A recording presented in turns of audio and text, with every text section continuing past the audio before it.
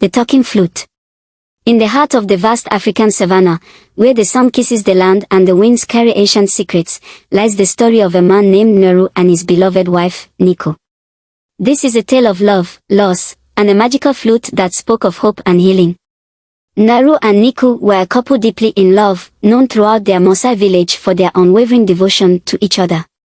For 10 long years, they hoped for a child, their prayers rising with each sunset. They faced each night with renewed faith, their hearts yearning for the joy of parenthood. One fateful day, their prayers were answered. Naeku returned from the village hospital with a radiant smile that could light up the darkest night. She was pregnant. The village rejoiced with them, their joy infectious. As the months passed, Ndery and Naeku prepared for the arrival of their child with anticipation and love.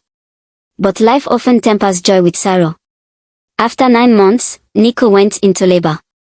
The birth of their son, Leleshwa, brought immense happiness, but complications arose. Naeku's strength waned, and exactly 24 hours after giving birth, she passed away. Ndery was devastated, but he found solace in his newborn son, the precious gift Naeku had left behind. Ndery devoted himself to raising Leleshwa, pouring all his love and energy into his son.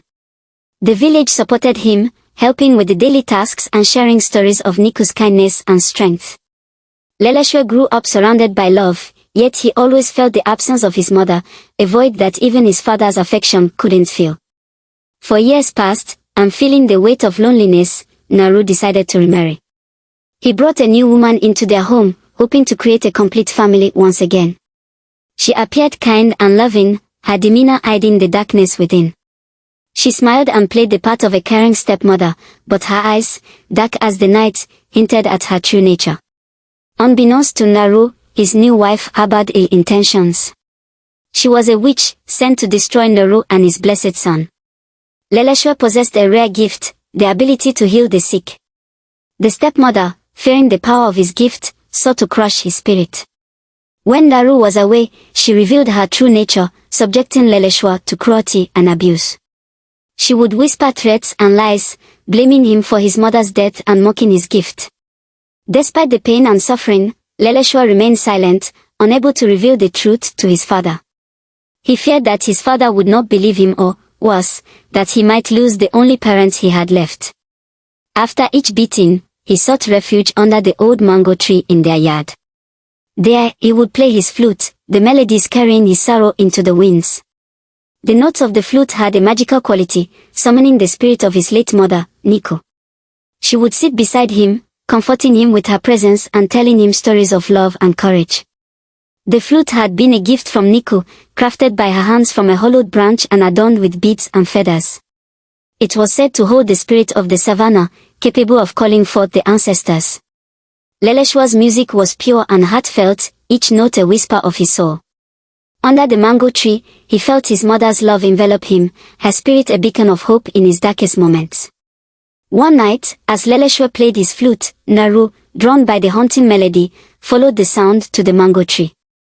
There, he witnessed the ethereal figure of Naeku, her spirit shimmering in the moonlight. She revealed the truth about the stepmother's cruelty and Leleshwa's gift of healing. Overwhelmed with anger and heartbreak, Ndery confronted his wife. Her deceit and wickedness were exposed, and she was banished from the village, never to return. With the stepmother gone, peace returned to Ndery's home. Leleshwa's gift flourished, and he began to heal the sick in their village. His reputation as a healer spread far and wide, and people from neighboring villages came seeking his touch. The spirit of Naeku continued to watch over them, her love transcending even death. Leleshwa grew into a wise and compassionate young man, his flute always by his side. He never forgot the lessons his mother's spirit taught him, the importance of kindness, the strength found in love, and the courage to face adversity. The flute became a symbol of his journey, a testament to the enduring bond between mother and child. Years passed, and Leleshwa's healing gift transformed the village.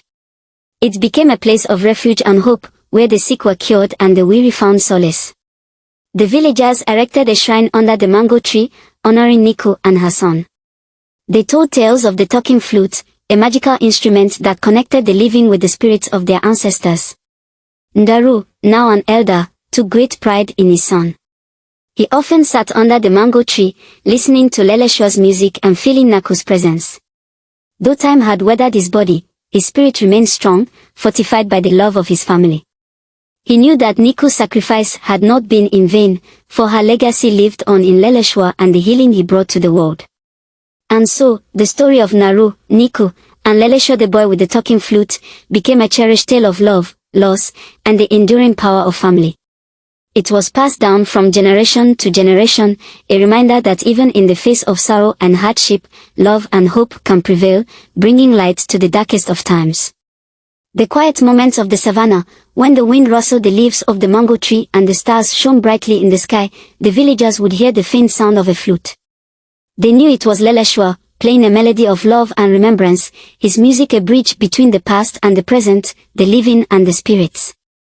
The talking flute had become a symbol of unity and resilience, a beacon of hope for all who heard its song.